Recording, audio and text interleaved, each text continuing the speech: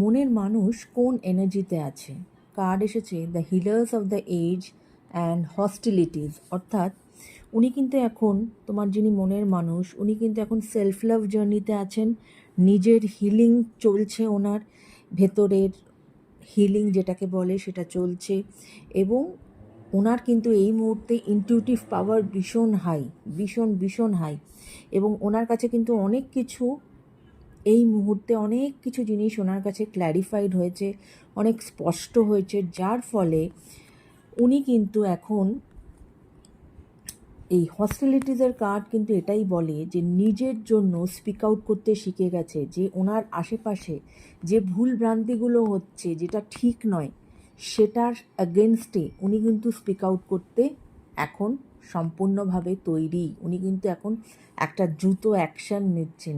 তোমাদের এই রিলেশনশিপেও যদি